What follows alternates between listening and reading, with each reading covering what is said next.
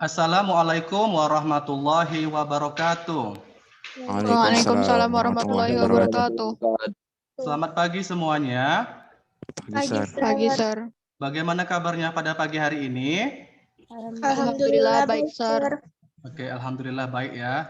Nah, jadi hari ini saya akan menjelaskan materi baru tentang sistem reproduksi pada manusia ya. Izinkan saya untuk screen share media pembelajaran untuk hari ini.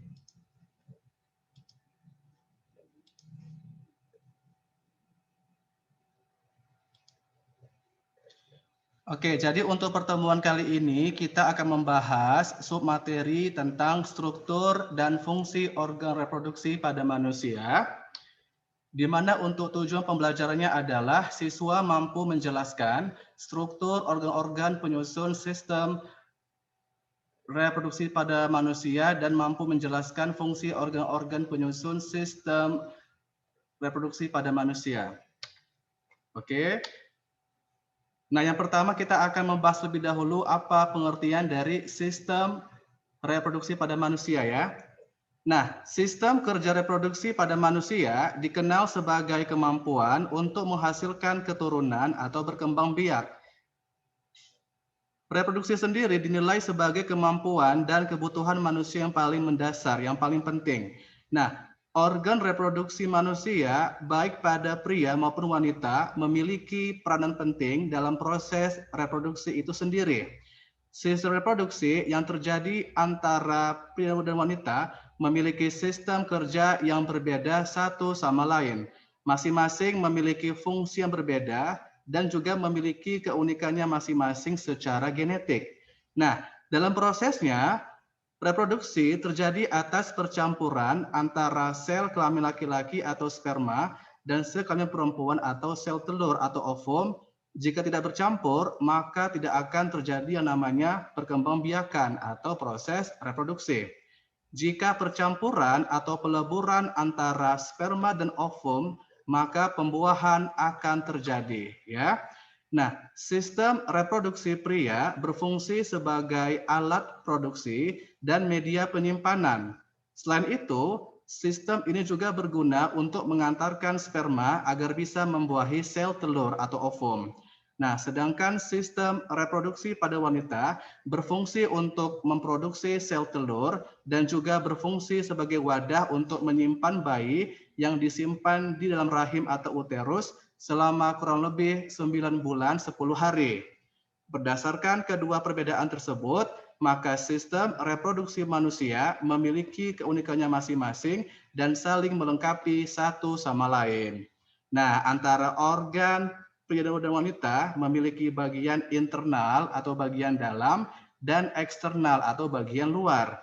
Untuk pria, sistem reproduksi lebih dominan terletak di luar tubuh. Sedangkan pada wanita, sistemnya sebagian besar berada di dalam tubuh. Nah, sistem reproduksi merupakan salah satu komponen sistem tubuh yang penting, meskipun tidak berperan dalam homeostasis dan penting bagi kehidupan seseorang. Pada manusia, reproduksi berlangsung secara seksual atau kawin. Nah, antara organ reproduksi yang dimiliki manusia berbeda antara pria dan wanita. Nah, jadi sistem reproduksi adalah sistem yang menghasilkan gamet jantan atau sel kelamin jantan atau sel kelamin betina agar manusia atau makhluk hidup dapat menghasilkan keturunan berikutnya melalui proses fertilisasi atau pembuahan. Jadi ini merupakan pengertian atau definisi dari sistem reproduksi pada manusia. Nah, selanjutnya kita akan membahas tentang struktur dan fungsi organ reproduksi pada pria. Nah, perhatikan gambar yang ada di slide ini ya. Ini merupakan gambar organ reproduksi pada pria secara anatomis. Ya, kita bahas satu persatu ya. Nah, secara garis besar ada dua bagian atau ada dua aspek, yaitu alat kelamin yang terletak di bagian luar atau disebut dengan eksternal dan alat kelamin bagian dalam atau internal. Nah, kita bahas yang bagian luar dulu ya. Yang pertama ada penis. Nah, ini gambar penis ya. Nah, sambil diperhatikan gambarnya di slide. Apa itu penis? Nah, penis manusia terdiri dari 3 silinder jaringan erektil yang mirip dengan spons. Terdiri dari ruang-ruang di mana pembatasnya disebut dengan trabekula. Jaringan erektil ini berasal dari pembuluh vena atau pembuluh balik dan kapiler yang dimodifikasi. Ketiga jaringan erektil ini adalah 2 buah corpus cavernosum dari penis pada bagian dorsal dan 1 buah corpus cavernosum dari uretra, disebut dengan corpus spongiosum. Nah, penis adalah alat kopulasi sperma yang terdiri atas bulbus penis. Bulbus penis yaitu bagian akar penis, yang kedua adalah corpus penis, yaitu jaringan erektil berongga yang mengandung pembuluh darah dan saraf yang terdiri dari corpus cavernosum dan corpus spongiosum. Ya, ini gambarnya ya. Ini corpus cavernosum ya, dan ini corpus bulbospongiosum ya. Nah, yang ketiga adalah glans penis atau kepala penis. Glans penis itu merupakan bagian kepala dari penis. Yang keempat adalah preputium. Ini preputium ya atau foreskin. Preputium merupakan kulit pelindung kepala penis atau disebut juga dengan kulup yang dipotong sewaktu proses dikhitan atau disunat. Ya. Nah, jadi selama kebangkitan gairah seks, maka jaringan ini akan terisi penuh oleh darah, di mana akan terjadi penutupan vena atau pembuluh balik oleh peningkatan tekanan sehingga penis penuh dengan darah yang akan menyebabkan terjadinya ereksi atau tegang. Nah, ereksi sangat penting artinya untuk memasukkan penis ke dalam vagina atau disebut juga dengan istilah penetrasi ya, saat terjadi kopulasi atau persetubuhan. Nah, setiap laki-laki normal akan mengejakulasikan atau mengeluarkan semen atau mani sebanyak 2-5 ml dan setiap 1 mili itu mengandung sperma kurang lebih 50 hingga 150 juta sel sperma.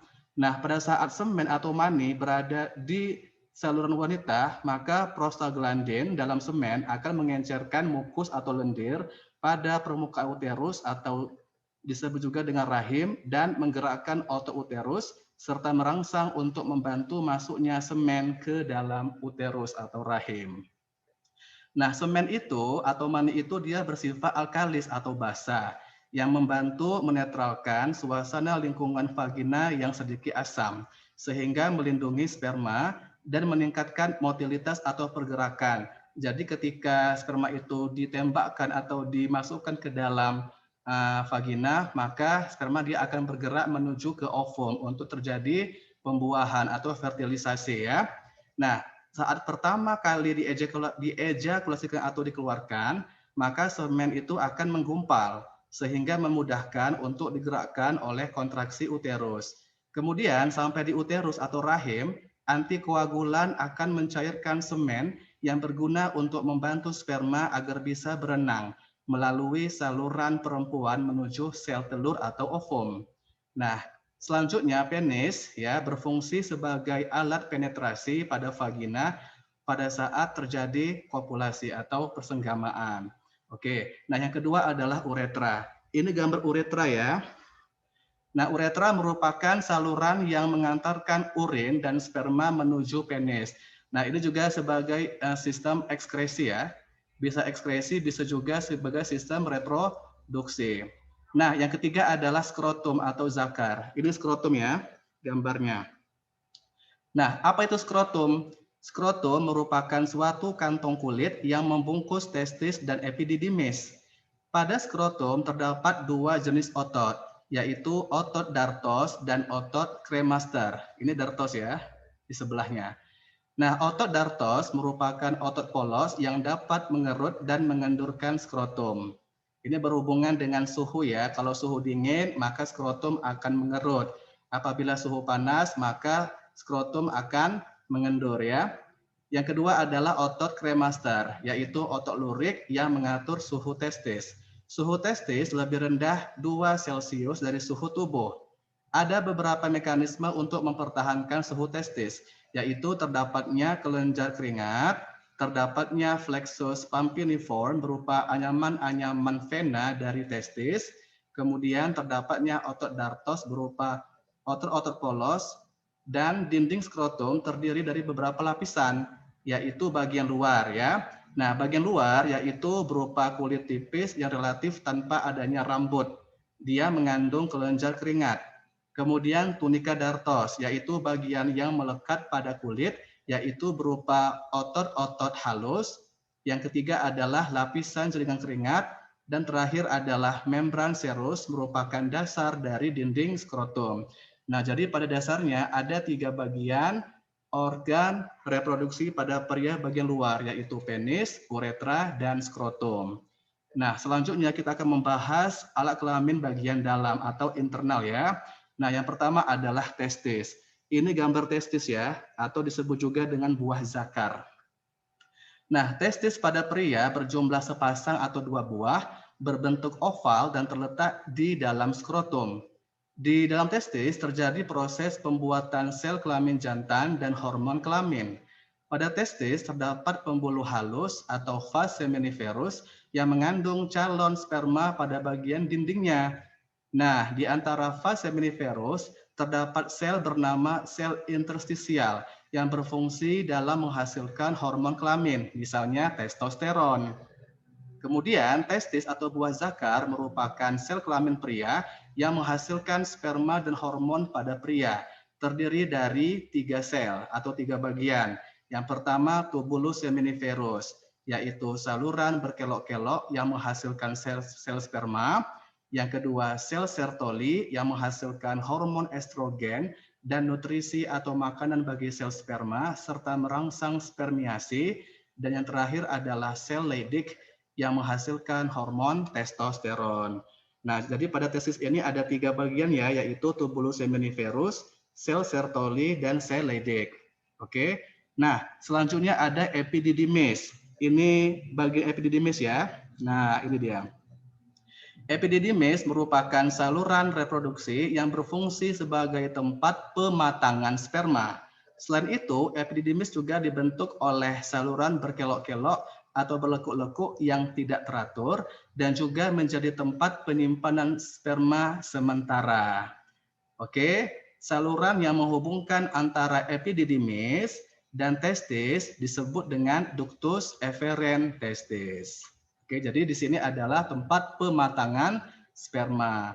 Oke, selanjutnya ada vas deferens. Ini gambarnya ya di bagian atas, ductus atau vas deferens. Vas itu artinya saluran ya. Nah, apa itu vas deferens? Vas deferens merupakan saluran yang merupakan lanjutan dari epididymis.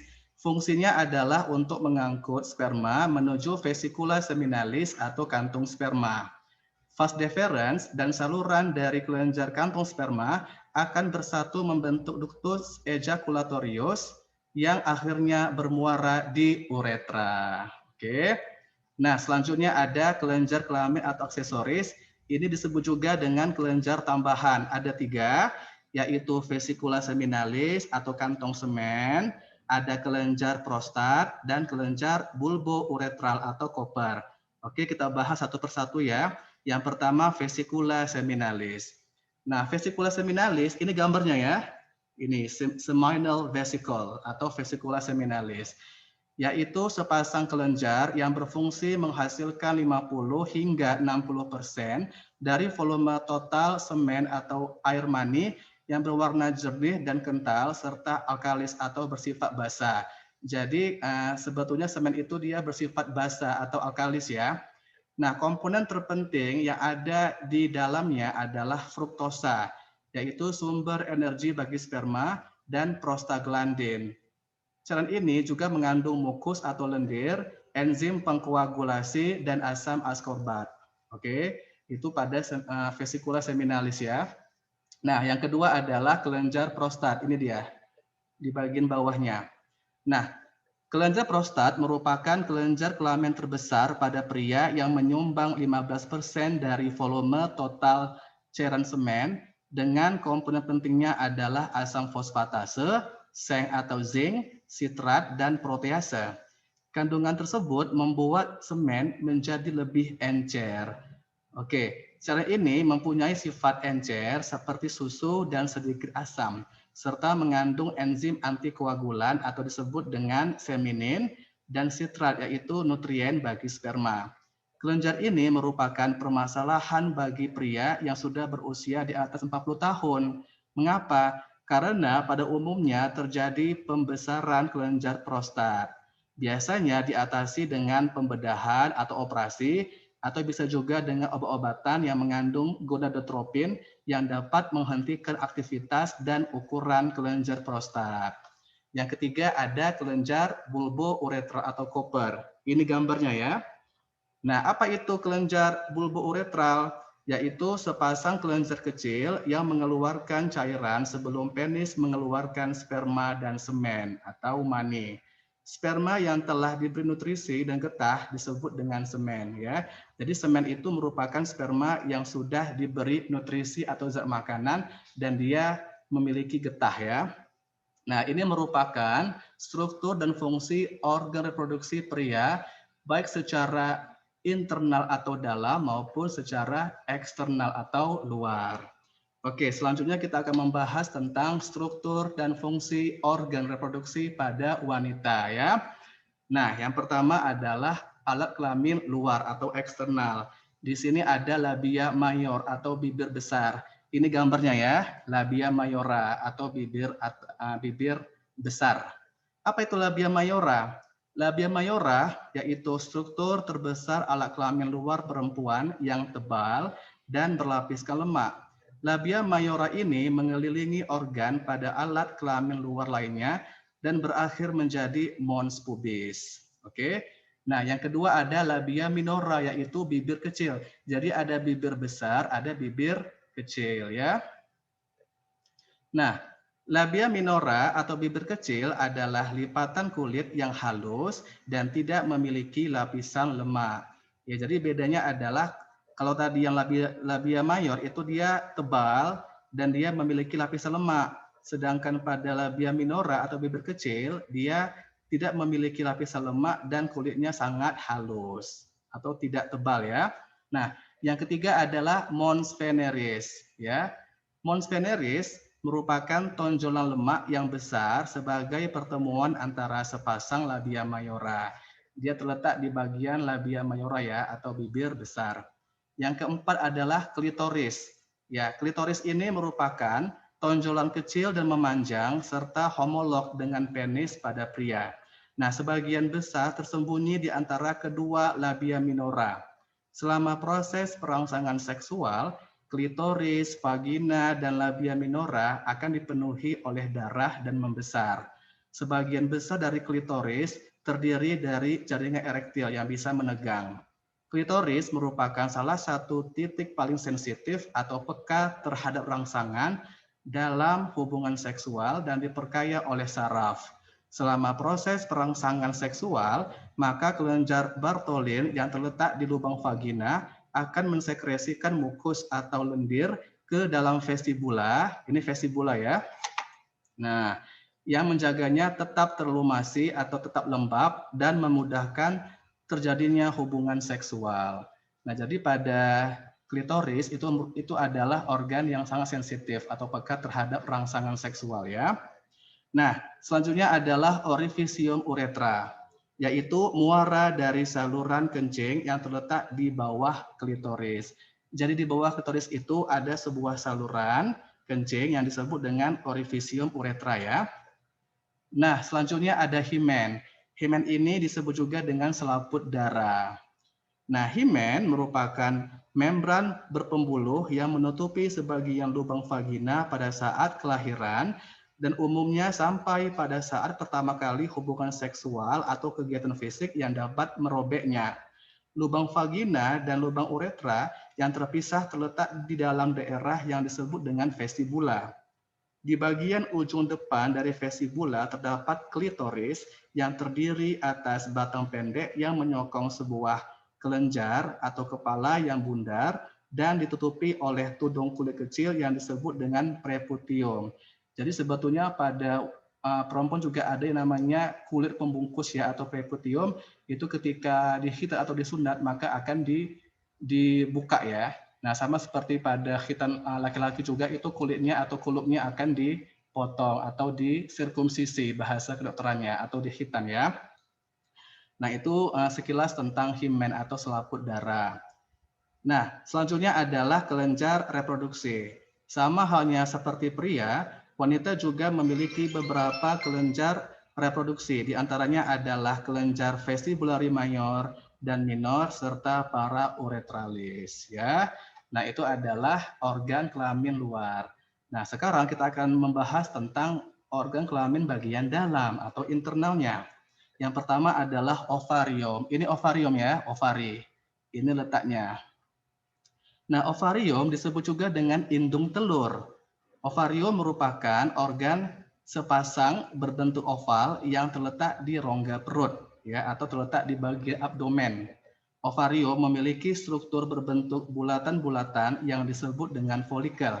Nah, ini kalau kamu lihat secara zoom ya, di sini dia berbentuk seperti ada bulatan-bulatannya, ini disebut dengan folikel ya. Bulatan-bulatan kecil yang dia bergerombol. Nah, tiap folikel mengandung sel telur atau oosit yang berada pada lapisan tepi ovarium.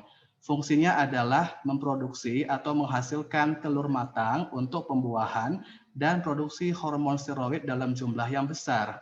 Seorang perempuan memiliki kira-kira 400.000 buah folikel yang dibawanya sejak lahir, dan folikel ini sudah terbentuk sebelum kelahiran. Dari jumlah folikel tersebut, hanya beberapa ratus ribu saja yang dapat membebaskan sel telur selama bertahun-tahun pada seorang perempuan, mulai dari pubertas sampai tercapainya masa menopause atau masa berhentinya menstruasi. Nah, umumnya sebuah folikel matang dan membebaskan sel telurnya setiap satu siklus menstruasi. Sel-sel folikel juga menghasilkan hormon seks utama yang disebut dengan hormon estrogen. Nah, ovulasi terjadi apabila sel telur yang matang didorong keluar dari folikel, sedangkan sisa jaringan folikel akan berkembang di dalam ovarium membentuk massa yang padat yang disebut dengan corpus luteum. Corpus luteum mensekresikan tambahan estrogen dan progesteron, yaitu hormon yang mempertahankan dinding uterus selama kehamilan atau gestasi.